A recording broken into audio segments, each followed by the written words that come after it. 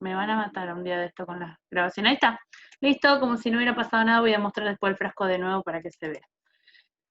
Bien, entonces, vamos a ver cuáles son, primero qué es un drenaje torácico. Cuando hablamos de drenaje torácico, generalmente lo asociamos justamente a los neumotórax o hemoneumotórax o hemotórax. Pero también, como decían ustedes, puede haber otras circunstancias en las que se utilice este drenaje torácico, que es para drenar básicamente la cavidad torácica y sobre todo entre las pleuras. Ustedes se acuerdan cuando lo habrán visto en anatomía, ¿sí? Que nosotros en el sistema que tenemos de caja torácica tenemos un sistema de vacío, ¿sí? De presión negativa, por lo cual saben ustedes que los pulmones, vamos a recordar por las dudas un poquitito de lo que es anatomía, que los pulmones no tienen la capacidad de expandirse solos, sino que al tener las pleuras, tenemos la pleura visceral, la pleura parietal. La pleura visceral es la que va a estar pegada a los pulmones, o adherida a los pulmones, y la pleura parietal va a ser la que está adherida a la parrilla costal, ¿sí? Entonces, entre ellas se produce esta presión negativa que va a hacer que quieran estar permanentemente. Entre ellas va a estar este líquido pleural que nos va a permitir evitar las fricciones y las lesiones por fricción, pero tienen que estar permanentemente en contacto entre ellas, solamente con este líquido que es una cantidad escasa para impedir la fricción. Entonces, lo que se expande cuando uno produce la ventilación, ¿sí? Una ventilación espontánea, es la caja torácica que se amplía y el diafragma que desciende, por lo cual al amplificar esta capacidad de la caja torácica, como los pulmones están adheridos por la capa visceral de las pleuras y las pleuras entre sí están también adheridas, se expanden también los pulmones, por lo cual en ese momento ingresa, por presión negativa, ingresa el aire a los pulmones. Esto nos pasa en respiración espontánea. Hasta acá quedó clarísimo, son todos de segundo y tercero, así que biología ya la sacaron. Hasta acá clarísimo. El hecho es que ustedes ya vieron lo que es ventilación mecánica. Lo dimos en las clases anteriores. Cuando estamos hablando de ventilación mecánica, ¿cuál es básicamente la diferencia principal que tiene con la ventilación espontánea? Sí, ya sé, lo realiza una máquina, pero además, básicamente, en cuestiones de mecánica, ¿cuál es la diferencia?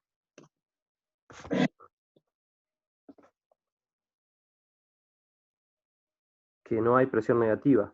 Exacto. En realidad la hay, pero el aire no ingresa por la presión negativa que ejerce la caja torácica al ampliarse, y como tenemos menor presión en los pulmones, se llenan de aire cuando estos se quieren expandir. No pasa así, pasa al revés. Metemos el aire a presión a los pulmones y los pulmones se empujan la caja torácica para que se amplíe. En esto varía todo, porque si yo tengo conectado este tubo al paciente, ¿sí? Lo que va a variar es el ritmo en el que se va a producir las oscilaciones. Cuando nosotros, en el paciente que esté conectado a este tipo de drenajes bitubulados, la primera precaución que tenemos que tomar en cuenta es que, como ven acá en la imagen, ahí, ¿se ve bien? Uno de los tubos está sumergido en agua, ¿sí? Y el otro tubo, no. No sé si aprecian el otro tubo, ahí se alcanza a ver. El otro tubo, no. ¿Sí? Ambos están casi a la misma altura arriba, pero uno sumergido en agua y el otro no. ¿Cuál es el que va a ir conectado al paciente?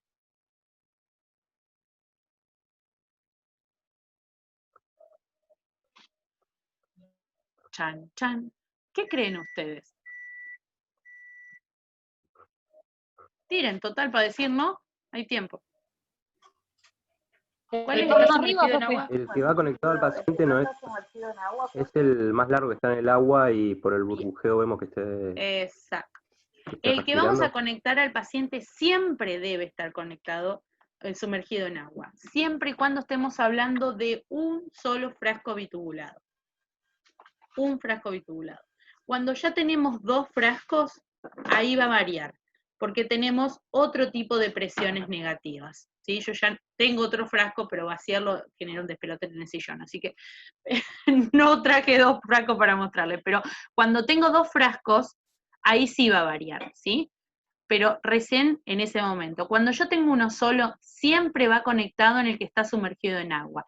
Ustedes en el uso hospitalario van a tener frascos similares a este, pero van a venir más chicos, ¿sí?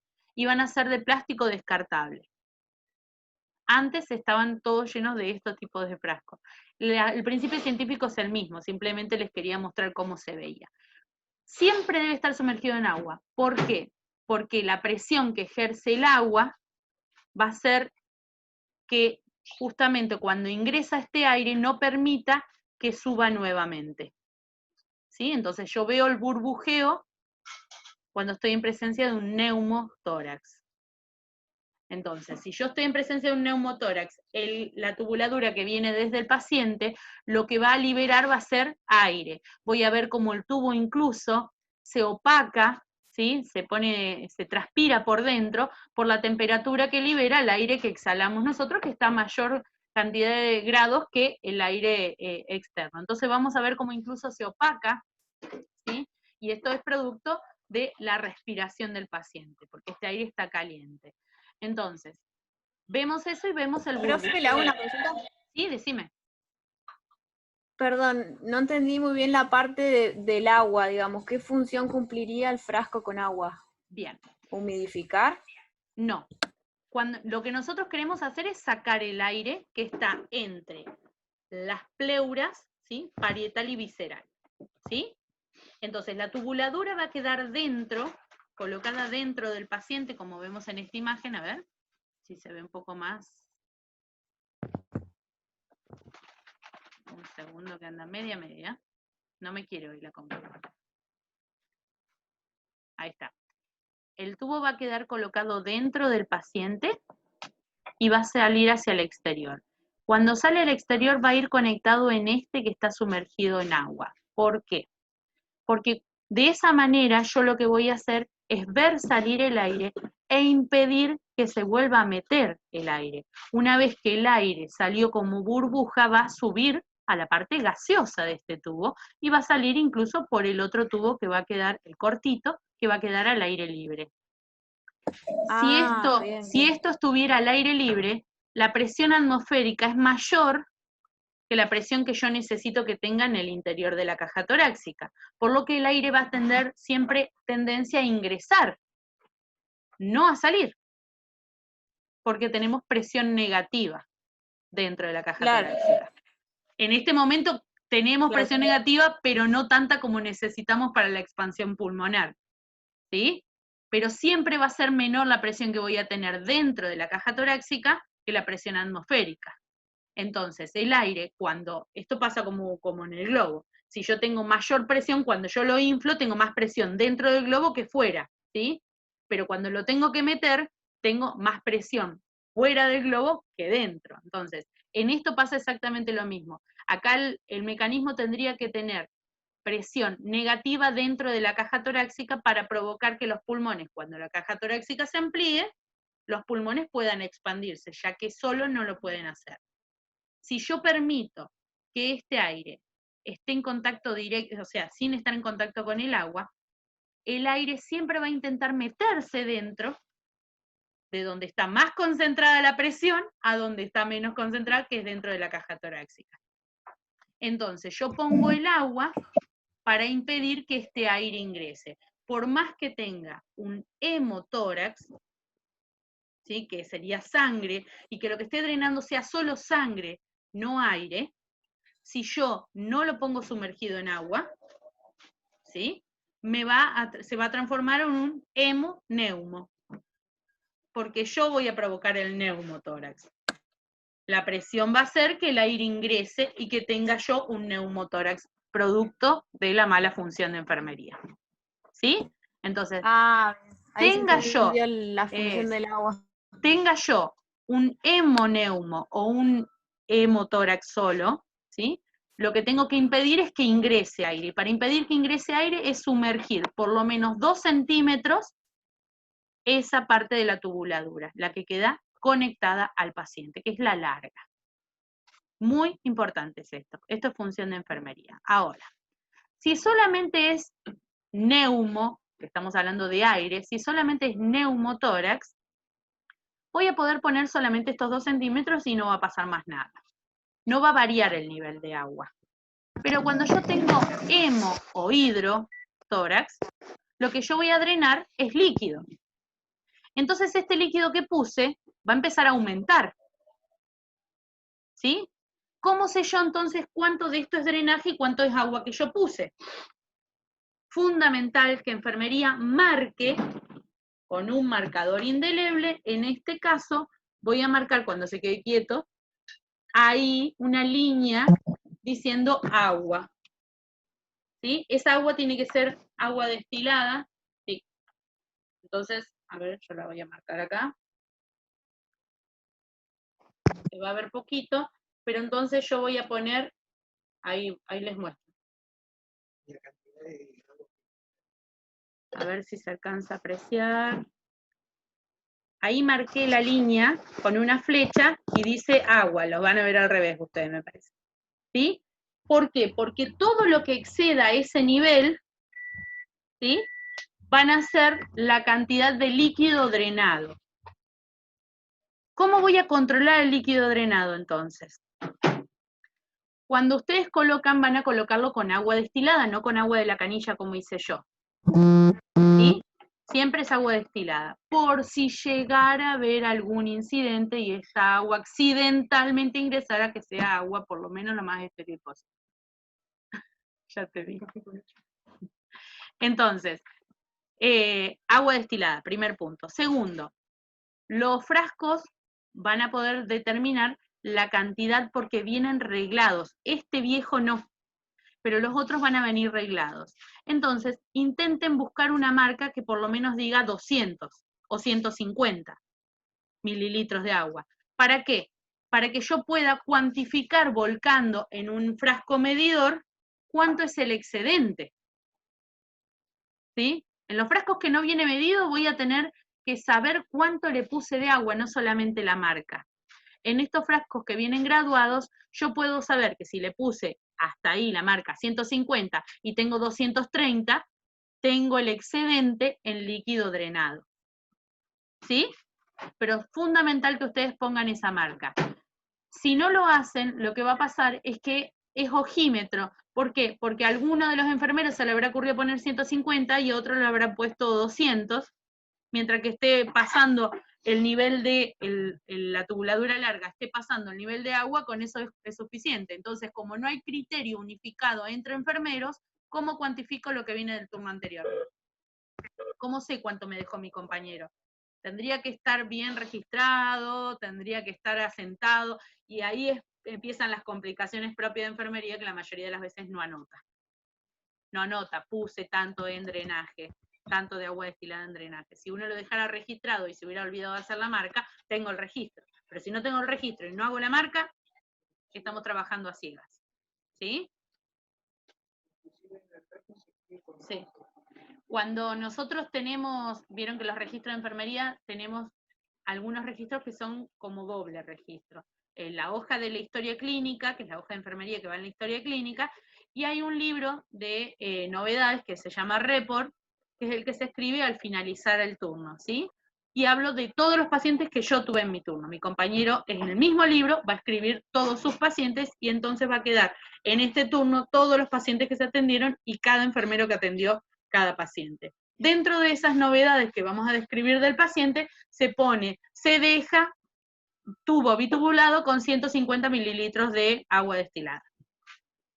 Pero siempre tengan en cuenta dejar la marca por las dudas si algún olvidadizo no registra como corresponde. ¿Sí? Bien, ¿qué otra cosa tenemos que tener en cuenta de esto? Cuando nosotros vayamos a cambiar o vaciar, sobre todo estamos hablando del hemo o hidrotórax, cuando vayamos a cambiar el tubo o a vaciarlo, porque tampoco se me puede seguir subiendo el agua, ¿por qué? Porque si empieza a subir y llega a este nivel, en este es un frasco gigante, pero los otros que son más chiquitos, no hay tanta distancia entre el largo y el corto.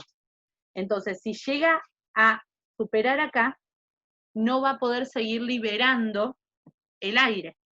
Por lo cual, al paciente no va a poder seguir drenando este aire extra, porque el frasco va a estar lleno de agua, ¿sí? Ni agua ni aire va a poder, o sea que si fuera un Nemo, no va a poder liberar agua. Entonces nosotros vamos a tener que vaciar el frasco y volver a ponerle agua destilada en la marca que habíamos pactado. ¿Cómo hacemos para vaciarlo? ¿Desconecto y vacío? ¿Se clampea primero o no? Muy bien, extremadamente importante clampeo previo, ¿sí? El clampeo sería pinza Kocher, ¿sí? Lo más cerca del paciente posible, el primer clampeo. Lo ideal es que como hay una prolongación desde donde el paciente está acostado hasta donde quedan los tubos, que es en el suelo, hay una prolongación larga, ¿sí? Para evitar que ese aire vuelva a ingresar, vamos a tener los dos clampeos. Uno cerca del paciente y el otro invertido cerca de la punta donde vaya a insertar yo nuevamente el frasco, ¿sí? Doble clampeo. ¿Cuántos de ustedes tienen dos pinzas Kocher? ¿Cuántos tienen No, una? yo tengo una nomás, profe. Bueno, algunos tienen una y otros ni una. Unos tienen una y otros ninguna, ¿sí? Es raro que uno tenga dos. El resto de las pinzas Kocher no van a estar a disposición en el servicio. La mayoría van a estar colocadas dentro de las cajas estériles y no necesito una pinza estéril. No voy a abrir una caja entera para sacar la pinza. Entonces, ¿qué podemos hacer? Una de las cosas que se puede hacer es el acodamiento, ahí está, el acodamiento, que es provocar este pliegue, a ver si se alcanza a ver ahí, provocar este pliegue, ¿sí? Fíjense cómo el tubo al estar flexionado, deja de poder ingresar tanto agua como aire por este pasaje. Provocar el pliegue y pegarlo con una cinta alrededor. Estos tubos no tienen este ancho, tiene el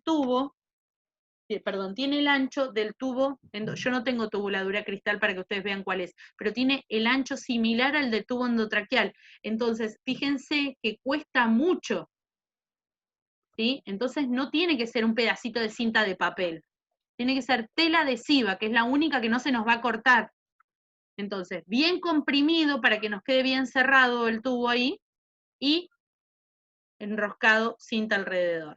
De esa manera, dos pliegues, uno cercano al tubo y otro cerca del drenaje.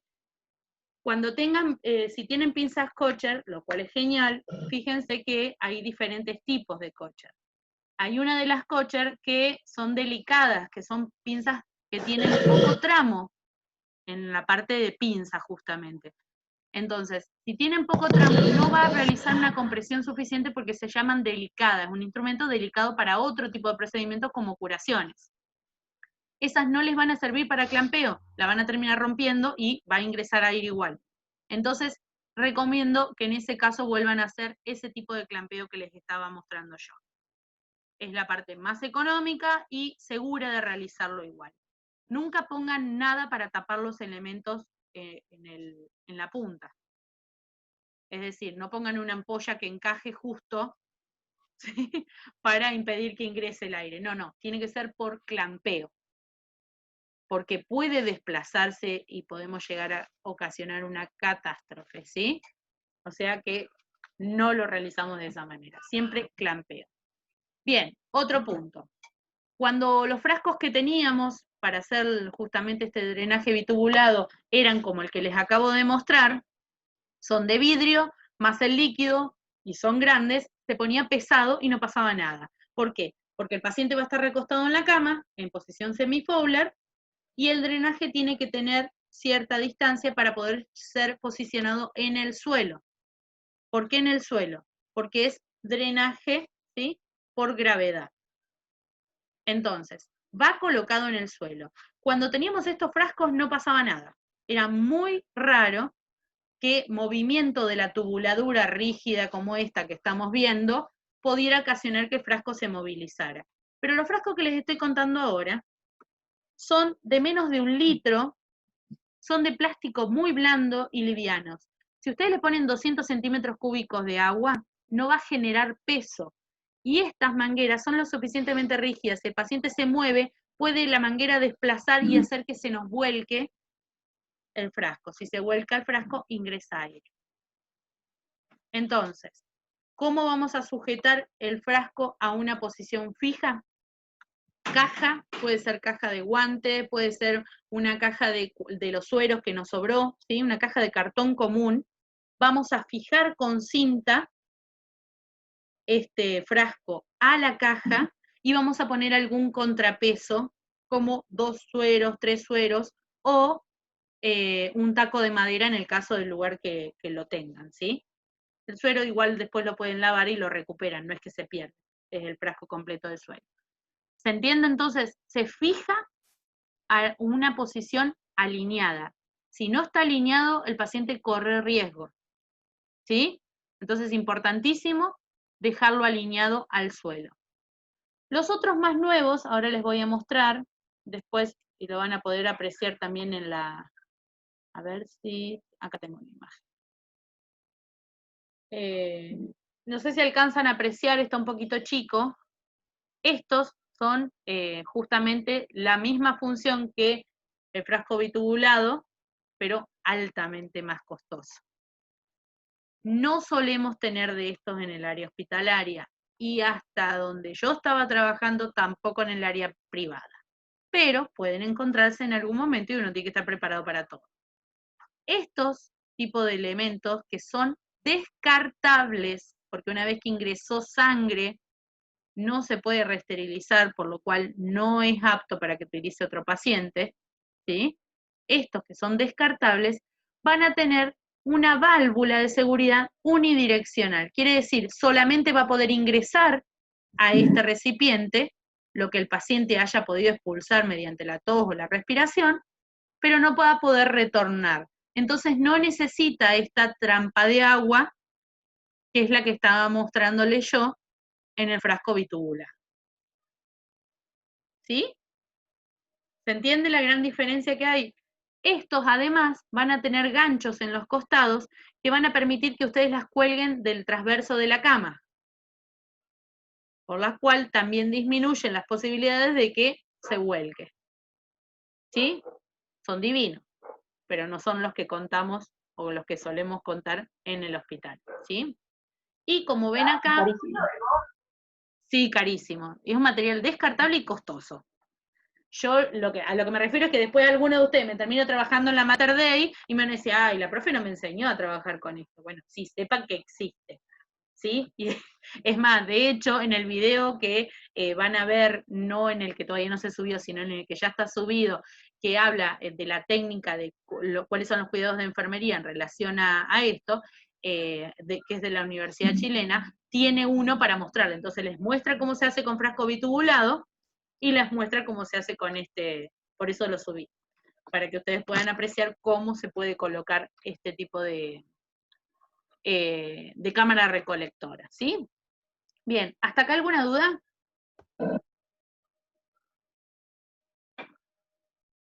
¿No? ¿Nada? No, profe. Buenísimo. Bien, acá pueden apreciar, sí, voy a ver si se... Ah, no sé si las puedo ampliar. No. Profe. Mira, no. Sí, decime. En esta diapositiva, ¿me explica el de los 3 tubitos? Ah, bien, ¿por qué 3? Perfecto. Cuando hablamos de frascos bitubulados con trampa de agua, tenemos varios tipos de sistemas, ¿sí? Tenemos de un solo frasco, que es el que usamos usualmente, ¿sí? Tenemos de 2 frascos y de 3 frascos. Cuando nosotros vayamos a necesitar ejercer presión negativa para sacar este aire, es decir, el paciente solo por ahí pasa que si fue un trauma muy grande, es demasiada la cantidad de apertura que tuvo de salida, perdón, de ingreso de aire, por lo cual el pulmón ya está colapsado. Si el pulmón ya está colapsado, hay que trabajar desde los 2 lados al mismo tiempo. Hay que trabajar con presión positiva, ingresándole el aire, por lo cual va a estar conectado a alguna ventilación mecánica, y hay que ejercer presión negativa sacando el aire. Estas presiones no es al tuntún, no es una presión de decir, bueno, mandale nomás. No, es una presión controlada, porque puedo romper justamente este pulmón al intentar obligarlo a expandirse cuando está colapsado. Esto tiene que ir siendo progresivo, con cada oscilación, con cada ventilación, la expansión, ¿sí? Lento. Entonces, cuando yo necesito ejercer presión negativa y no me basta solamente con el trabajo de respiración del paciente, vamos a poder conectarlo a la aspiración central. Para conectarlo a la aspiración central nunca se utiliza un solo frasco, porque como ustedes vieron, ¿sí?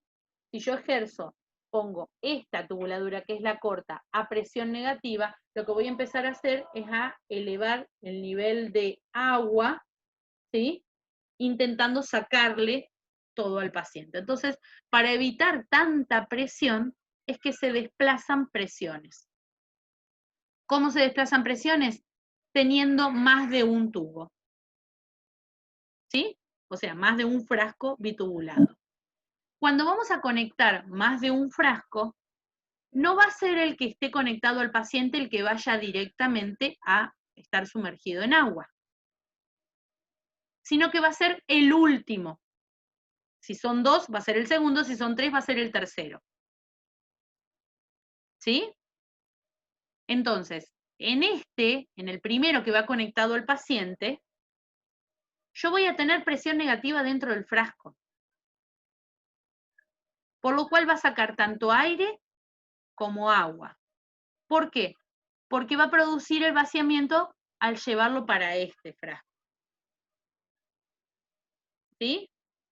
Cuando son 3 y el paciente tiene hemoneumo, y no solamente hemotórax, el segundo también va a estar sumergido en agua. ¿Sí? Cuando son 3 y tenemos hemoneumo, vamos a tener el segundo también sumergido en agua. Entonces la aspiración se va a producir recién en el último, en el más distante del paciente. Ese frasco de aspiración suele tener 3 válvulas, o sea, 3 salidas, no 2. El que va conectado a la aspiración central. Porque para disminuir las presiones, tenemos que ejercer presión de centímetros de agua. ¿Cómo se ejerce presión de centímetros de agua? Se toma una regla, un segundo, porque tenemos todo acá. Se toma la regla, se mide la cantidad de líquido, y ese líquido tiene que ser en negativo, porque está sumergido, el tubo tiene que estar sumergido la cantidad de centímetros que me indique el médico. Suele ser entre 15, 10 o 20. ¿Sí? Entonces les va a figurar como menos 20 centímetros de agua. Eso quiere decir la cantidad de centímetros de agua que le tengo que poner yo sumergido el tubo. Eso va a hacer que aumenten las presiones, para no aspirar directo. ¿Se entiende? Si yo aspiro directo, puedo provocar una ruptura de las paredes alveolares y complico aún más el paciente. Este tipo de doble tubuladura lo van a encontrar más bien en terapia intensiva. Y en vez de estar adheridos al suelo, suelen estar conectados uno a otro directamente en el panel. Porque cuando estamos hablando de aspiración central, no estamos hablando de drenaje por gravedad, sino de aspirativo. Entonces ahí no importa que esté sobre el nivel del paciente, porque hay aspiración que va a ejercer esta presión negativa y no la gravedad la que la va a ejercer. ¿Se entiende la diferencia? Espero haber sido clara con eso. Si no está conectado a aspiración, siempre debe ir bajo, porque es drenaje por gravedad. Si está conectado al aspirador, no hay problema que esté al nivel del paciente mientras esté conectado al aspirador. Si ustedes deben vaciar alguno de los frascos, van a tener que clampear muy bien el que va hacia el paciente, cerca y lejos, y el que va conectado a la aspiración. Y cerrar la aspiración central, obviamente, si no pierden presión de aspiración en cualquier otro paciente con el que estén trabajando. ¿Sí? Acuérdense que la aspiración, cuando la aspiración no es por motorcito chiquito y es por aspiración central, hay un motor central que maneja todas las tubuladuras, por ejemplo, de todo el sanatorio o todo el hospital al mismo tiempo. Es una bomba de presión negativa. Cuando funciona así y ustedes dejan abierta la aspiración, pierde presión negativa y deja de aspirarle a otro paciente. ¿Por qué? Porque le está entrando aire libremente. Entonces no funciona como corresponde. Lo mismo nos pasa, pero de manera inversa con el aire comprimido. El aire comprimido, que era el amarillo, ¿sí? Si ustedes dejan el aire comprimido abierto, pierde presión y otro paciente que esté con respirador va a bajar la presión de aire que se le esté ingresando. Y lo peor es que cuando los sistemas inteligentes de los respiradores va a hacer que el paciente no sufra la pérdida de presión, y si no la puede sacar del aire comprimido, empieza a meter más cantidad de oxígeno. Y en ese caso vamos a intoxicar al paciente con un aumento de la FiO2. Entonces es sumamente importante no dejar ninguna aspiración o aire comprimido abierto si no lo estamos ocupando, ¿sí? No los quiero marear con tanto, pero son datos que van a hacer que ustedes funcionen bien en un servicio o no. Siempre mantengan cerrado, a no ser que estén realizando la operación en particular, ¿sí? ¿Alguna otra duda?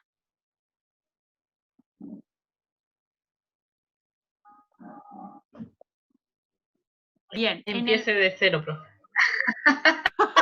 Vengan a la clase de noche, entonces, vengan de nuevo a la noche. No, les recomiendo, por favor, cuando se termine de subir la porquería que me quedó mal iniciada, cuando se termine de subir, les recomiendo que vean la clase, porque van a aclarar otras cosas que no alcancé a dar, ¿sí? El Power igual lo baja, ¿no? Sí, dejo el PowerPoint y dejo la clase que grabé con este PowerPoint, que todavía se está convirtiendo, porque le agregué, porque eso me pasa por golosa. Le agregué entre medio un video de simulación de cómo se hace justamente la colocación del tubo. Mejor. Si bien la enfermería no lo coloca, yo siempre insisto de que ustedes tienen que saber cuál fue el procedimiento que se realizó para poder cuidarlo. Si ustedes no entienden cómo se hizo, profe, ¿cómo nosotros van a tenemos que saber hacer qué hacer? video. No, de este va a ser muy complejo. Profe, Sí. entonces eso quería saber. ¿Qué las tenemos que intervenciones hacer? de enfermería estarían enfocadas en mantener la vía aérea permeable, digamos, y Perfecto. todo lo que sería el cuidado de los frascos o del drenaje en sí, ¿no? Sí. Y Porque de la quedan 2 inserción. minutitos para saber más o menos las También están descriptas en el video, pero sí, del punto de inserción del catéter, que siempre esté bien hecho, y van a hacer un sistema de sellamiento por cono. El sistema de cono lo que hace es sujetar la manguera adherida a la piel, ¿no? Vamos a suponer que está adherida a mi piel, sujetarla en este sentido, para generar tracción y que él se mantenga lo más adherido a la piel posible, e impedir justamente que haya filtraciones. Entonces, esa fijación va a venir, si el paciente se lo realizaron en quirófano, va a venir sin conectarse a la aspiración, va a venir el tubo puesto desde quirófano, clampeado 2 veces, con 2 pinzas, una opuesta a la otra. ¿Sí? Claro, sí. Y nosotros tenemos que hacer la conexión. Cuando hacemos la conexión y el paciente está lúcido, hay que decirle que inspire profundo y que tosa para corroborar de que esté funcionando adecuadamente. Entonces, a partir de ahí, todo tiene relación con impedir que el aire ingrese, básicamente. Observar el punto de inserción para valorar si está infectado o no. Impedir acodamientos. Propiciar una ventilación adecuada en el paciente, si llegara a requerir oxígeno, ponerlo. Posición semifowler. Cada vez que se va a movilizar, clampear de nuevo para impedir movilidad o ingreso de cualquier sustancia al organismo del paciente. Valorar la ventilación del paciente, ¿sí? Y una nutrición adecuada porque no se puede mover. Estos cuidados, sí, están todos acá. Claro, todos estos cuidados se hacen, digamos, de forma estéril, ¿no? No, ni. Una vez que clampeamos, no debería haber problema. ¿Sí? Hay un procedimiento que sí es estéril, que es la primer conexión, porque la manguera viene estéril. Bien. Sí. La segunda ya, después el control del vaciamiento del frasco ya no. Se nos va a cortar. Cualquier duda, nos podemos encontrar en la clase siguiente y sacar las dudas, porque la clase siguiente es más piola, es menos compleja. ¿Sí? Nos estamos viendo. Buena semana. Y suban los videos a la wiki. ¿Sí? Besos, que anden bien.